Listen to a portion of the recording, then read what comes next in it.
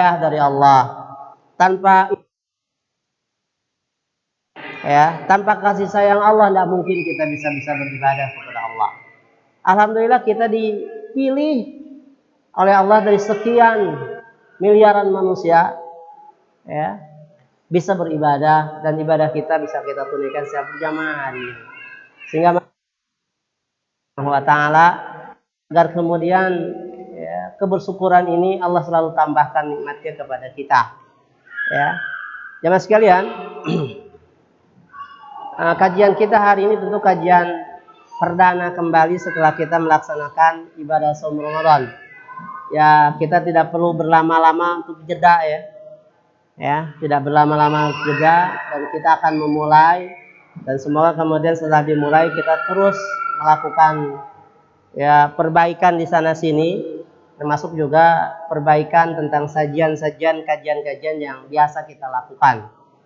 Oleh karena itu, mari kita kaji kembali tentang agama kita ini, agar kemudian apa yang kita lakukan dalam beragama ini sesuai dengan tuntunan, sesuai dengan tuntunan. Jangan sampai kemudian agama jadi tontonan. Seharusnya agama ini perlu sebuah tuntunan yang baik. Kali ini kita akan membahas tentang 3 perkara yang menjadi keinginan dan kebutuhan kita. Saya ulang lagi, kita akan bicara tentang 3 hal yang menjadi keinginan dan kebutuhan kita. Nah, sebuah keinginan tentu biasanya berawal dari hati. Antum mau apa saja kan berawal dari hati, ya? Mau makan, berawal dari hati. Mau minum, mau tidur, mau melaksanakan apapun, itu berawal dari hati.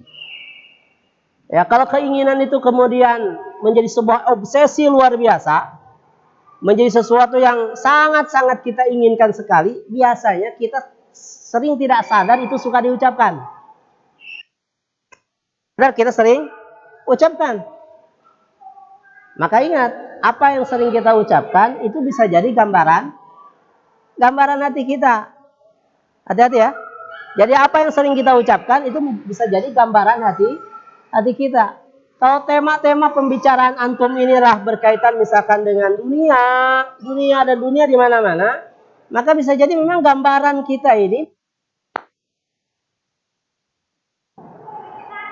Dan kalau kemudian pembicaraan kita, ya, di beberapa tempat, ya, temanya itulah tentang akhirat dan akhirat, ya, semoga itu adalah gambar.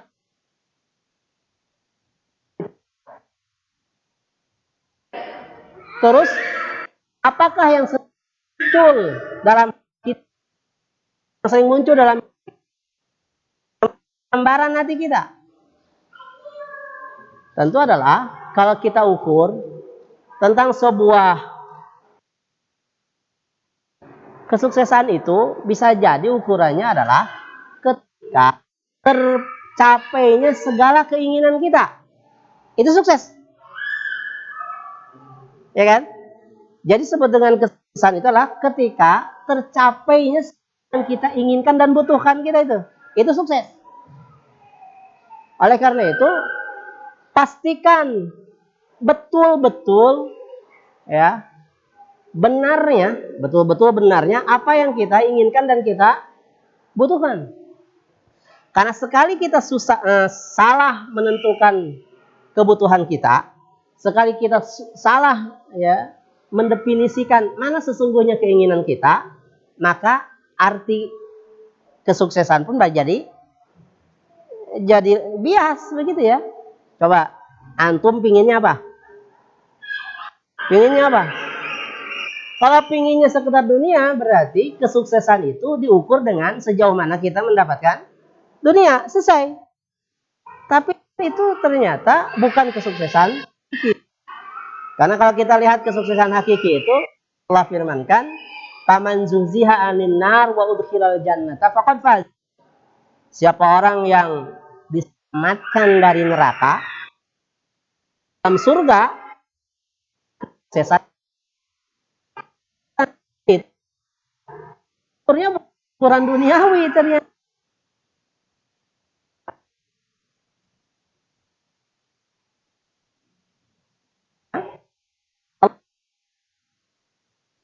Ya, itulah kesuksesan hakiki. Nah, kaitannya dengan kebutuhan dan keinginan kita, kita selaraskan. Kok enggak keinginan dan kebutuhan kita itu kita ingin sukses yang hakiki? Maka sesungguhnya setiap muslim itu betul keinginan dan kesukses Tuhannya. Dan hal itu terucapkan terus-terusan oleh kita. Apakah itu? Apakah tiga itu? Kita akan bahas satu persatu. Yang pertama, setiap kita ingin dan butuh yang namanya selamat. Saya ulang lagi ya. Kita ini ingin dan butuh ya dengan apa yang namanya selamat. Saja. Asal sering sekali kita ucapkan. Ya, antum pergi rumah sini saja yang dipinta selamat dalam perjalanan. Kan begitu ya? Terlebih kalau kemudian akan melepas anggota keluarga kita yang menempuh cukup jauh, walaupun itu masih di dunia. Semoga selamat di perjalanan. Kan itu? Sesekali kalau kemudian kita mendapat undangan, apapun namanya, ketika menghadiri undangan, biasanya kita juga ngucapin selamat ya, begitu ya, kepada yang undang kita. Baik itu undangan pernikahan, misalkan selamat hidup baru. Walaupun tentu benar ya, selain itu adalah kita berdoa. Semoga kemudian keberkahan selalu menyertai orang yang baru nikah itu. Barakallahu lak wa baraka alaik wa jama'a bainakuma fi khairin. Itu doanya. Tetapi umumnya kita mengucapkan selamat. Dan selamat. Pada satu saat kemudian ya kita diundang lagi oleh keluarga yang sama setahun berikutnya karena kemudian terlahir dari ikatan pernikahannya ada anak yang kemudian akan akikah. Kita pun mengucapkan selamat ya atas kelahiran anaknya. Selamat lagi kan? Kalau kemudian satu berikutnya kita diundang lagi untuk acara selamatan khitanan. Kita mengucapkan selamat ya khitannya dan seterusnya. Maka ternyata kita sering mengucapkan selamat itu. Apa intinya? Bahwa kita ini perlu selamat. Terlebih dari itu, kita ini selamat bukan ingin selamat di dunia saja. Ya kan? Kita kan bukan ingin selamat di dunia saja kan? Lebih dari kita menginginkan selamatnya sampai akhirat. Betul ya? Kita ingin selamatnya sampai akhirat. Jadi sekalian, bicara tentang selamat itu pasti erat kaitannya dengan bicara masalah rasa aman. Ya, gitu ya. Jadi kita kalau bicara tentang selamat itu bisa bicara tentang rasa aman. Kalau bicara tentang rasa aman, ada nggak yang jamin hidup kita aman? Ada yang jamin. Hatta tim keamanan pun dia tidak ada yang jamin aman kok. Namanya tim keamanan, tapi dia sendiri juga tidak ada yang menjamin rasa aman. Ya, siapa yang bisa jamin? Tidak ada yang bisa jamin. Ya, bukankah apa yang ada sekitar kita itu punya potensi untuk membuat kita ya bisa membuat berpotensi untuk mencelakai kita. Ya. Jadi ada di sekitar kita bisa memcelaka kita. Misalkan ya kita berada ya di sebuah tempat yang siap buat kita celaka. Mungkin ular, mungkin tandukan hewan-hewan buas lainnya, gigitan lain.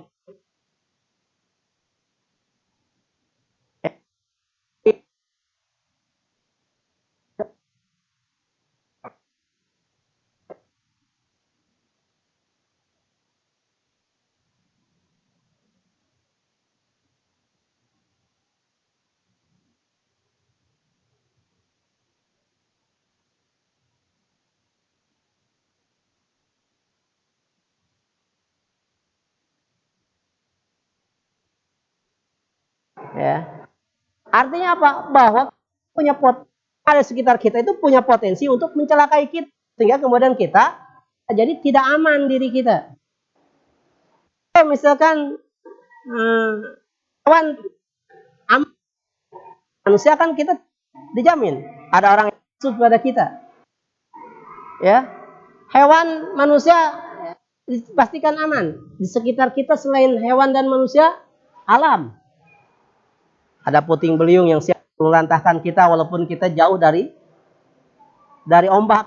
Apalagi kalau di pantai. Ya, guncangan sedikit saja orang menjadi was-was. Ya kan? Kalau guncangan, wah ini tsunami. Apalagi kemudian daerah-daerah yang punya pengalaman terkena tsunami, pasti bakal kemudian merasakan seperti itu. Intinya adalah bahwa nggak ada yang jamin aman hidup di dunia ini. Terus kalau begitu kita kan mintanya aman. Kita aman. Betul jemaah sekalian. Yang akan aman itu oleh Allah Subhanahu wa taala adalah bukan hidup di dunia, tapi hidup nanti di akhirat. Orang yang memegang sebuah kebenaran saja nggak dijamin aman. Betul ya? Hanya Rasulullah SAW yang dijamin oleh Allah tidak akan wafat di tangan umatnya. Tapi bukan berarti tidak pernah berdarah-darah memperjuangkan. Ada yang dijamin. Ya. Kecuali yang dijamin oleh Allah itu adalah dalam surah An-An'am 82. Allah firmankan, alladzina amanu wa lam yalbisu imanahum dzulmin ulaikahumul amnu wa hum muhtadun. Adalah orang-orang yang beriman, kemudian imannya itu tidak bercampur aduk dengan kesyirikan, maka merekalah orang yang dijamin aman dan mereka orang mendapat petunjuk. Amannya nanti di akhirat dari neraka Allah Subhanahu wa taala. Nah, jemaah sekalian, betulkah kita sering meminta selamat? Nanti belakangan kita akan buktikan. Belakangan dari pembicaraan kita ini. Dalam agama kita, kata selamat yang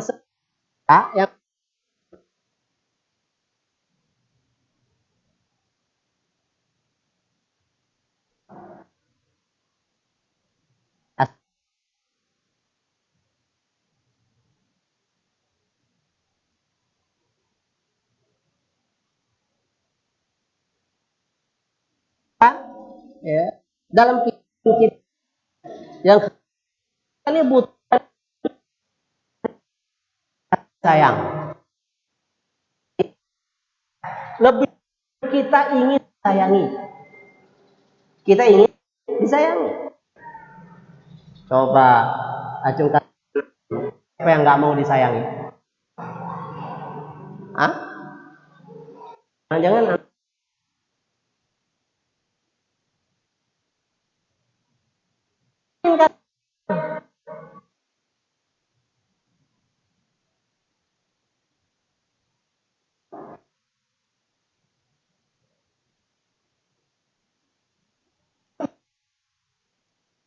dan tetangga tidak saling kasih sayang.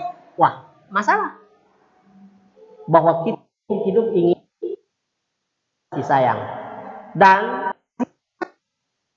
manusia, tapi Allah dalam namanya adalah jadi agama kita namanya rahmat. Rahmat itu melebihi kata-kata hub.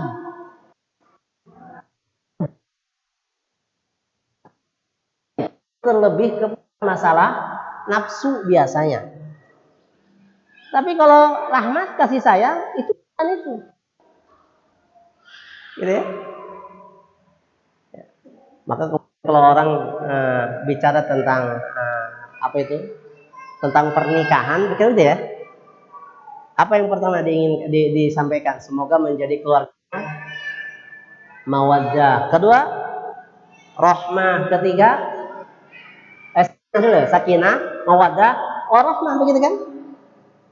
Kan 3 nama sebenarnya. Pertama di Bu Sakinah, yang kedua di Bu Mawaddah, yang ketiga di Rahmah sebenarnya. Itu juga kode keras sesungguhnya.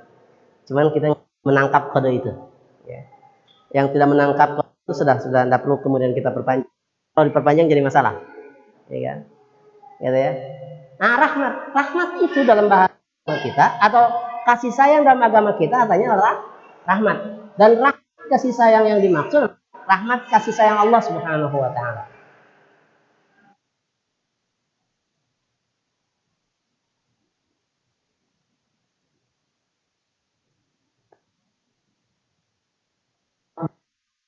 Siap untuk meluluhlantahkan kita, kalau bukan karena rahmat Allah, sudah hilang, Pak. Sudah hilang kalau rahmat Allah. Bahkan jamaah sekalian, akhirnya kita pun ingin atau akan masuk surga Allah itu bukan karena prestasi ibadah kita, bukan karena prestasi ibadah kita, tapi karena rahmat Allah Subhanahu wa taala. Kita ini akan dimasukkan ke dalam surga Allah itu bukan karena ternyata prestasi ibadah ini tidak sebanding dengan nikmat yang telah Allah berikan. Ya, nikmatnya tidak bisa terhitung, ya kan? Nikmat itu kan unlimited, nggak bisa dihitung. Sementara ibadah bisa dihitung. Ibadah bisa dihitung ya? Bisa. Antum saum berapa? Hitung kan? Antum sholat berapa rakaat? Dihitung kan?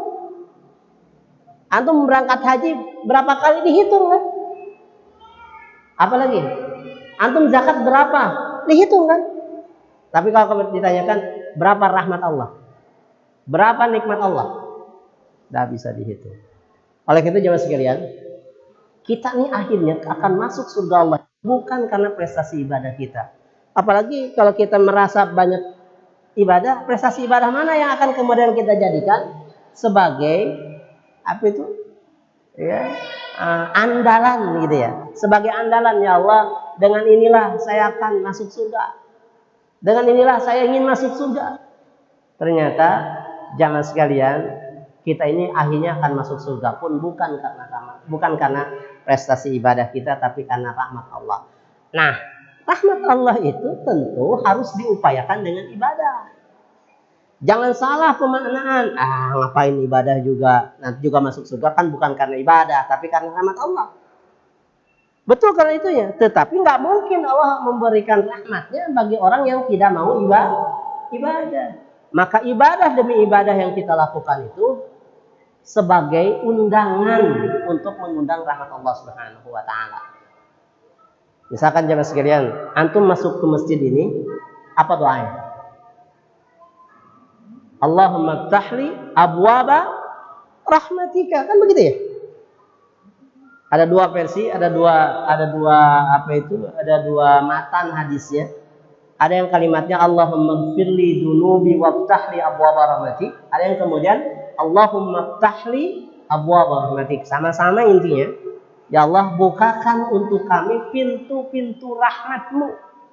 Masuk ke masjid. Jadi saat antum duduk di sini melaksanakan berbagai macam ibadah, yang kita pinta apa? Ya Allah, bukakan pintu rahmat untukku. Tentu banyak sekali ibadah-ibadah yang bisa mengundang rahmat Allah Subhanahu wa taala.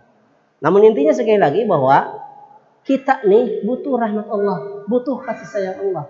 Yang satu saat kita pun akan dimasukkan ke dalam surganya itu bukan karena prestasi ibadah kita. Salat kita sering tidak khusyuk, bukan sering, banyaknya tidak khusyuk. Ya kan? Sedekah kita sudah jarang. Sekali sedekah, rianya minta ampun. Ya kan? Bagusan orang yang sering sedekah kendati pun tidak ria, kan begitu ya? Kendati pun tidak ria, daripada orang yang kemudian sedekahnya jarang, sekali sedekah ria, ya gitu. Apalagi tilawah Quran kita juga ya, masih banyak yang terbatu-batu. Apalagi kemudian ya kan? Masih kurang. Ya. Tersering kemudian kita juga memutus silaturahim di antara kita. Sudah sedikit ibadah kita sering memutus silaturahim kita. Mana mungkin kemudian kita akan masuk surga dengan perkara-perkara itu. Maka jamaah sekalian, yang akan memasukkan ya ke dalam surga Allah itu adalah ayo perbaiki ibadah kita. Perbaiki berbagai macam amalan-amalan yang bisa mengundang rahmat Allah Subhanahu wa taala. Jadi dua ya. Sudah dua nih kita bahas, bahwa kita ini ingin hidup mendapatkan kasih sayang. Dan kasih sayang dalam bahasa agama kita namanya rahmat. Yang ketiga, ya, kita nih ingin hidup punya nilai tambah, pingin mempunyai nilai tambah. Ada nggak orang yang hidupnya pingin gini-gini aja? Nggak ada kan? Kalau orang hidupnya ingin gini-gini aja, berarti dia memang tidak punya, ya, tidak punya keinginan. Gitu. Ya, awas, hati-hati para bujang. Hidupnya pingin sendiri aja gitu ya. Hati-hati nih. Ya kan? Nggak mau kemudian saya mau nih, saya punya target, ya itu yang boleh. Harus ada nilai tambah, nggak mau hidupnya gini-gini. Kan begitu ya. Kita hidup ingin punya nilai tambah. Ya, kita ingin punya nilai tambah. Baik nilai tambah secara duniawi, apalagi kemudian kita punya nilai tambah secara ukhrawi. Nah, nilai tambah dalam bahasa agama kita namanya berkah atau barokah. Nilai tambah itu isi barokah. Barokah. Sehingga para ulama menyebutkan al barokatu hiya ziyadatul khairat. Keberkahan itu adalah tambahnya potensi kebaikan. Ya, potensi kebaikan. Itu kita inginkan dari apa yang Allah berikan kepada kita itu, kita ingin semuanya berkah. Gitu ya. Rumah tangga antum pingin berkah kan? Pingin. Bukti berkahnya apa? Berumah tangganya menjadi banyak nilai kebaikan dengan berumah tangga antum. Ya kan? Ya. Harta yang Allah berikan kepada kita, ingin harta itu berkah ya. Hartanya bisa menjadi potensi meningkatkan nilai kebaikan. Ya. Ilmu yang Allah berikan kepada kita, ingin ilmu kita juga berkah. Bahwa ilmunya bisa, ya, menguat kita untuk melakukan nambah-nambah kebaikan. Bahkan usia yang kita, ya, yang Allah berikan kepada kita, bukan ingin panjang usia kita sesungguhnya, tetapi ingin usia kita berkah. Gimana jadinya Pak kalau usianya panjang saja tapi dia tidak menambahkan kebaikan di mata Allah Subhanahu wa taala? Bukan kebaikan. Panjang sih usianya tapi dalam panjang kebaikan tapi dalam usia itulah ketika, ya, bertambahnya kebaikan dengan usia yang Allah berikan kepada kita. Intinya bahwa kita sepakat pingin hidup ini berkah.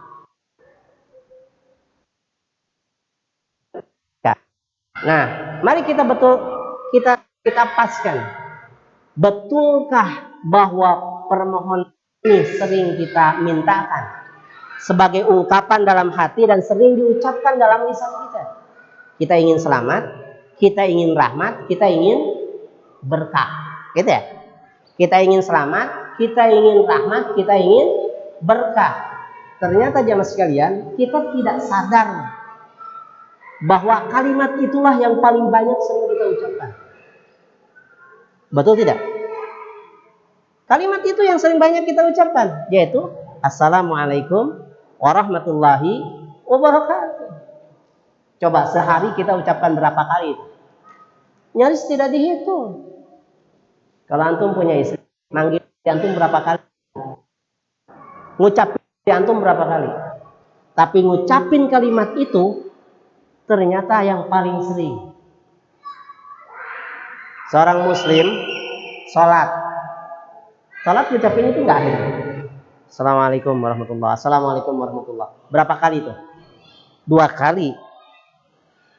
Itu sebelumnya dalam tahiyat dibaca juga Assalamualaikum ayuhan nabi warahmatullahi wabarakatuh. Assalamualaikum wa ala ibadillahis shalihin. Kalimat itu kan yang sering dibaca ya. Kalau antum sholat saja, itu kalimat itu silakan bisa dikalkulasi. Ya. Bisa dikalkulasi. Kalau sholatnya 2 rakaat, berarti antum mengucapkannya berapa kali itu? Berapa kali? Kalau sholatnya 2 rakaat? 4 kali. Dalam tahiyat 2 kali. Kemudian salam kiri kanan 2 kali. Ya kan? Ya. Kalau kemudian sholatnya itu yang wajib saja, belum yang sunnah, berarti kalimat itu yang sering kita ucapkan. Silakan kalkulasi. Belum kalau kemudian kita nerima telepon atau nelpon. Kalimat pertama yang kita ucapkan, Assalamualaikum. Kan begitu ya? Belum kalau kemudian kita bertemu dengan saudara kita ngucapin Assalamualaikum. Kalimat itu yang sering kita baca. Bahkan saking-sakingnya ini kalimat sakral, kita boleh titipkan kalimat ini ya. Gitu ya? Kalau ketemu teman aneh yang di sana, sampaikan salam ya. Kan begitu biasanya. Ini menunjukkan betapa kita ini pingin 3 perkara tadi. Dan sesuatu yang sering kita ucapkan sekali lagi, itu gambaran hati kita. Kita ingin selamat, kita ingin rahmat, kita ingin hidup berkah. Ya, kita ingin hidup berkah. Oleh karena itu jemaah sekalian, ternyata kalimat ini kalimat yang luar biasa Allah ajarkan. Dia diajarkan bukan pertama kali, tetapi sejak Nabi Adam alaihissalam. Kalimat tahniyah ini yang diajarkan. Bahwa kita ingin hidup ini selamat bukan di dunia saja, tapi kita ingin memanjang selamat kita sampai akhirat. Ya kan? Kita ingin rahmat kita, kasih sayang bukan ketika di dunia saja. Karena kasih sayang antar manusia kadang-kadang juga penuh dengan tipu-tipu, ya kan? Sayangnya mungkin karena fisik, tapi sayang Allah bukan karena fisik ya. Kita ingin berkah kita juga bukan kemudian nilai tambahnya di dunia saja, karena ingin berkahnya itu sampai ke akhirat kelak. Jamaah sekalian, maka disinilah sesungguhnya kalimat yang sering kita ucapkan, yang kadang-kadang tidak sadar, dia ngalir saja begitu. Padahal sesuatu yang sering diucapkan itu ternyatalah gambaran keinginan dan kebutuhan kita.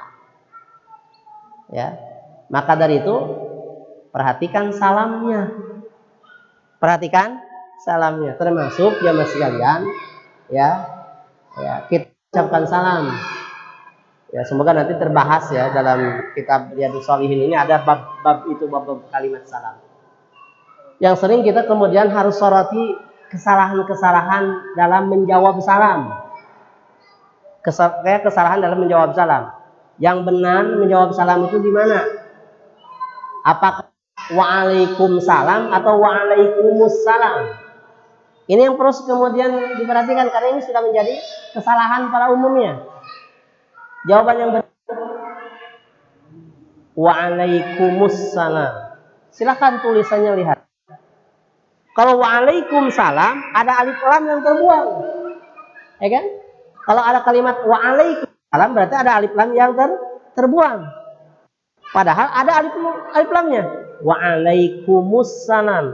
Ada alif lam yang kemudian menyertai. Antum yang belajar ilmu nahwu dan shorof tentu kemudian bisa membedakan. Ya, salamun dan assalamu itu beda artinya. Ya. Salamun dan assalamu itu artinya beda. Kalau salamun itu isim nakirah. Isim nakirah artinya apa? Isim nakirah itu isim yang masih umum. Selamatannya dari siapa enggak tahu. Masih umum. Tapi kalimatnya kalau assalamu itu artinya adalah keselamatan itu. Ya, keselamatan itu. Kalau keselamatan itu berarti keselamatannya datang dari Allah Subhanahu wa taala. Maka yang benar adalah waalaikumsalam. Awas ya. Ya. Ustaz, ini kan sudah menjadi kebiasaan. Iya, kebiasaan tidak pas. Kadang-kadang kan hal gitu aja dibahas. Bukan masalah dibahas, tapi pendekatan ini. Bukan waalaikumsalam. Boleh waalaikum tapi pakai assalam. Yang benar waalaikumsalam. Ya, waalaikumsalam warahmatullahi wabarakatuh. Ada hal-hal yang kemudian perlu diperhatikan juga. Ya. Kapan seseorang atau kepada siapa kalimat ini harus disampaikan, boleh disampaikan. Ternyata memang ada ya, bukan kemudian ini kaum muslim ini kadang-kadang suka tidak adil kayak gitu ya. Kenapa sih ya kami yang bukan agama Islam kemudian tidak boleh diucapkan kalimat ya penghormatan oleh kaum muslimin, sementara mereka kan ngucapin penghormatan gaya mereka kepada kita, gitu ya. Assalamualaikum warahmatullahi wabarakatuh. Boleh nggak diucapkan kepada orang yang beda agama? Tidak boleh. Rasul sampaikan la tabda'ul yahud wan nasara bis salam. Jangan kalian memulai mengucapkan salam kepada Yahudi dan Nasrani. Bila pun mereka mengucapkannya, ya, maka jawabannya cukup wa'alaikum. Ternyata memang begitulah, ya, diajarkan oleh agama kita ini. Kadang karena masalah-masalah tertentu gitu ya, karena dicontohkan oleh orang pembesar-pembesar yang kurang ilmu gitu ya. Tuh, Pak itu juga jawabnya begitu. Iya, dia nggak tahu aja. Kalau sudah tahu pasti jawabannya wa'alaikum. Nggak perlu pakai salam. Ya kan? Kenapa? Karena memang secara sejarah pun pernah ini. Nah, jangan sekalian, ya. Kalimat salam ini itu harus kita perhatikan, ya. Apakah semua salam itu wajib dijawab atau tidak? Nah, kita harus bahas. Maka pembahasan berikutnya adalah ada salam-salam yang perlu dijawab dan yang mengucapkannya harus nunggu jawaban. Ya. Jadi kita yang mengucapkannya harus nunggu jawaban, yang mendengarkannya wajib menjawab. Mana jawaban atau mana kalimat salam yang harus dijawab? Ya. Maka kita ada hadis menyebutkan hakul muslim alal muslim situn idza laqitahu fasallim alaih. Kewajiban atau hak seorang muslim pada muslim yang lain itu ada 6. Pertama adalah idza laqitahu fasallim alaih. Jika bertemu sesama muslim, maka ucapkanlah salam. Berarti, ya, orang yang mengucapkan salam itu pertama ketika sesama muslim ketemu. Bahkan dia tidak boleh bertanya tentang yang lain. Dia mengucapkan salam. Ya, dia mengucapkan salam. Berikutnya apa? Ada etikanya dalam bab ini. Yang lebih hak ucapin salam. Maka Rasul sampaikan liyusalimas sagir alal kabir, al qalil ilal kathir, ya, ar-raqib ilal nasi. Hendaklah memulai mengucapkan salam itu as-sagir ilal kabir, yang kecil kepada yang besar. Maksudnya apa ini? Yang kurus kepada yang gemuk? Bukan ya. As-sagir ilal kabir itu yang muda kepada yang tua, ya. Yang muda kepada yang tua. Itu etikanya. Yang kedua, al-khalil alal katsir, kelompok yang sedikit kepada kelompok yang banyak. Berikutnya, ar-raqib, ya, ilal nasi, yang berkendaraan kepada yang jalan kaki. Berikutnya, al-marru alal qa'id, yang duduk yang berjalan kaki pada yang duduk. Itu etikanya. Tapi jangan juga kemudian mentang-mentang begitu ya. Nanti kalau yang terjadi seperti itu mentang-mentang, sebelum tanya dulu, kamu umur berapa? Ini nggak jadi nih, nanya dulu gitu kan. Kamu umur berapa? Saya 49. Oh, berarti tuaan saya. Saya 53. Kamu juga ucapkan dulu ya. Nggak perlu begitu. Ya, prakteknya nggak bisa begitu. Kemudian berikutnya, ya, al-khalil al-katsir, yang sedikit pada yang banyak. Dihitung dulu. Ini berapa orang? Dia berapa orang? Oh, saya 3, dia 5. Kita dulu. Nggak juga begitu. Ya kan? Maka siapa yang kemudian ingin meraih kebaikan duluan, dialah yang pertama mengucap salam. Gitu ya? Gitu. Nah, jemaah sekalian, berikutnya adalah salam yang harus menunggu jawaban, ya, adalah ketika kita masuk ke rumah yang bukan rumah kita. Pas, ketika kita masuk ke rumah yang bukan rumah kita, maka kita disunnahkan untuk mengucapkan salam. Berapa kali? 3 kali. Ketuk pintunya, assalamualaikum. tidak ada jawaban. Beberapa saat ketuk lagi, assalamualaikum, tidak ada jawaban. Jeda dulu sampai 3 kali, assalamualaikum, stop. Tidak boleh kemudian dobrak pintu orang, ya, apalagi kemudian dobrak jendela, ya kan? Nggak ada. Kalaupun ada bisa jadi, ya kan, ya. Mungkin di dalam itu sebenarnya dia dengar salam kita, hanya mungkin lagi tanggung. Tanggung apa? Jangan dulu hal lain. Mungkin tanggung dia sedang di toilet, sebab di toilet itu tidak boleh jawab salam, ya kan? Tidak boleh jawab salam, Pak, kalau lagi di toilet, ya kan, begitu ya? Atau mungkin dia tanggung karena sedang di dapur, ngucapin salam kedengar, tapi kalau ini ditinggalkan bisa jadi gosong dan sebagainya. Atau tanggung berikutnya, harus biarin aja, biarin lagi tanggung kan, begitu ya, boleh itu. Tapi intinya adalah kita yang ngucapin salam ke rumah orang yang bukan rumah kita, maka kita harus nunggu jawaban salam. Yang ketiga adalah etika ketika kita, ya, menerima titipan salam. Nah, begitu ya. Kan sering, ya, kita ketemu teman, kemudian teman kita ketemu teman kita juga yang di tempat itu. Oh, alhamdulillah kemarin ketemu saudara, ya, teman kita yang dulu itu, ya, saya sampaikan kabar antum sebagainya. Gimana ya, titip salam buat antum, assalamualaikum. Jawabannya apa? Sering kita mengucapkan, yaudah salam lagi deh buat dia, kan begitu ya?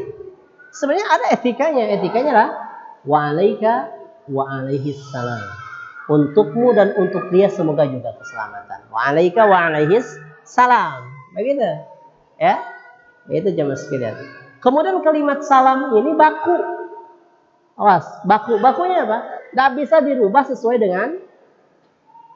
dengan soros.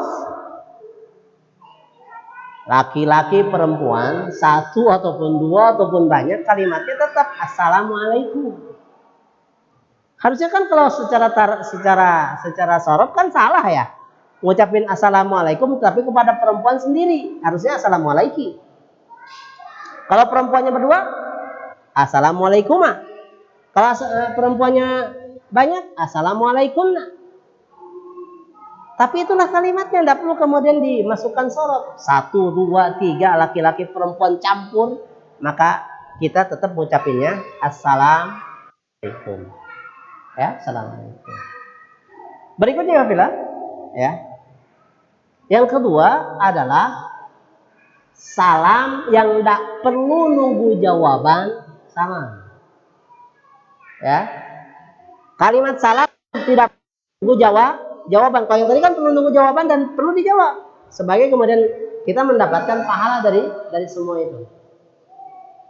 Yang pertama, salam yang tidak perlu nunggu jawaban itu adalah saat kita masuk ke rumah kita atau rumah yang memang peruntukan kita.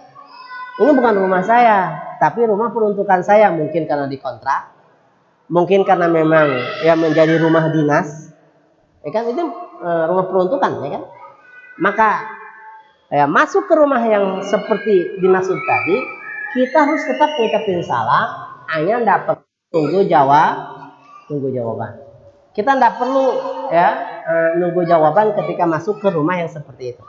Masuk saja.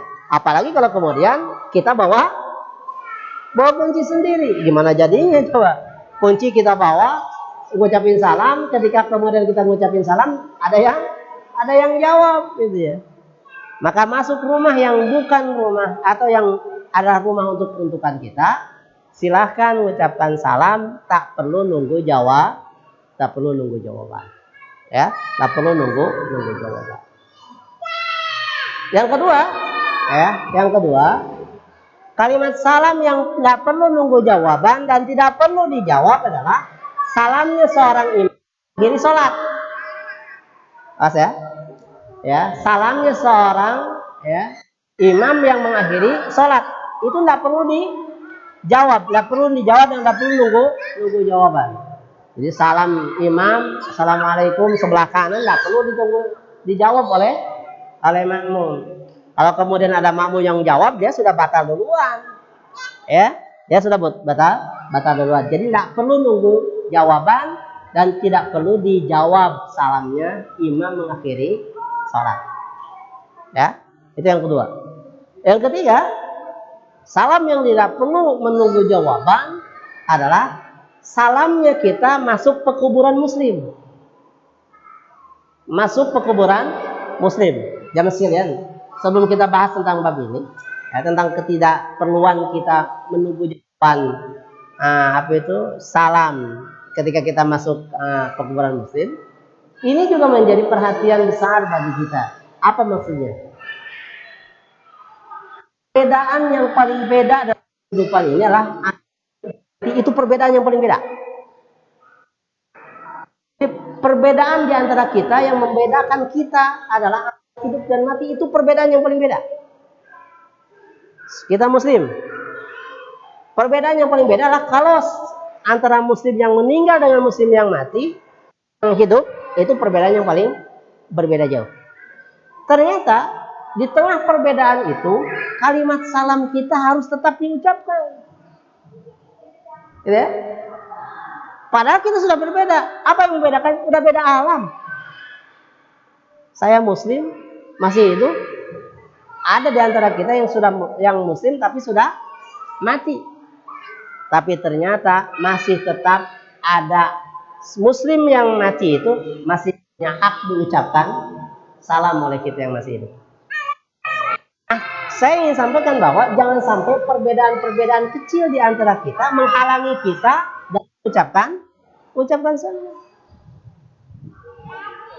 Saya ulang lagi, jangan sampai perbedaan-perbedaan kecil di antara kita ya menghambat kita untuk mengucapkan salam kepada saudara kita yang hanya beda kecil saja. Ini dibenturkan beda madhab, merasa kemudian madhab saya paling bagus, yang akhirnya kemudian merasa besar, kemudian ada sedikit senggolan sedikit, kemudian ukhuwah kita menjadi bermasalah, akhirnya kemudian kita susah mengucapkan. Ya, beda pendapat begitu ya, beda pendapat ya. Harusnya yang membuat jadi masalah itu bukan beda pendapat seharusnya, tapi beda pendapatan. Ya.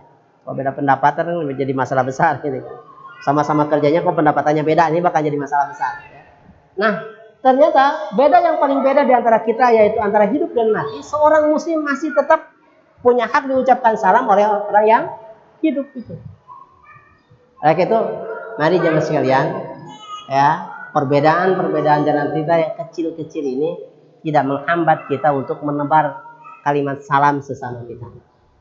Ya, namun sekali kalau salamnya sudah diucapkan kepada orang yang beda alam, maka kita cukup ya ngucapin salam tanpa harus menunggu jawaban.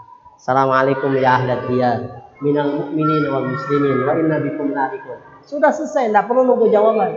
Kenapa nggak masuk? Belum dijawab gitu. Ya, kenapa nggak masuk ke kuburan? Belum dijawab. Saya ngucapin salam dari tadi nggak ada yang jawab. Sekali ada yang jawab, kita nggak jadi ziarah kubur jadi begitu ya. Itu. Jadi sekalian saya kira itu saja yang bisa disampaikan. Intinya adalah bahwa ternyata kalau kita gali kalimat ini adalah kalimat yang sering kita ucapkan. Apa yang sering kita ucapkan sesungguhnya adalah kebutuhan hati kita.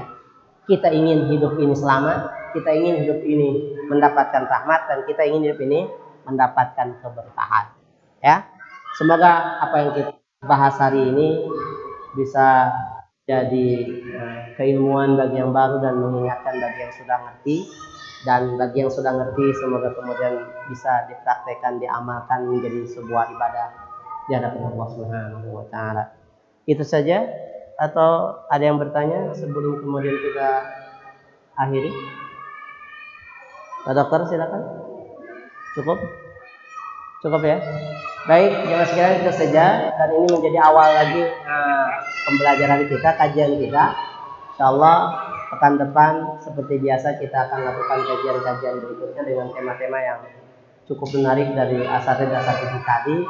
Dan akhir daripada pembicaraan ini ya, saya ucapkan taqabbalallahu minna wa minkum setelahnya kita melaksanakan ibadah shaum Ramadan.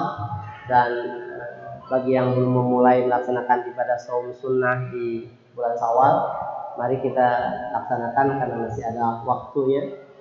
Kalau sekarang tanggal 10 ya, 11 besok ya, 11 ya. Maka Senin, Selasa, besok 10 ya. 10 masih ada sekitar 20 hari lagi.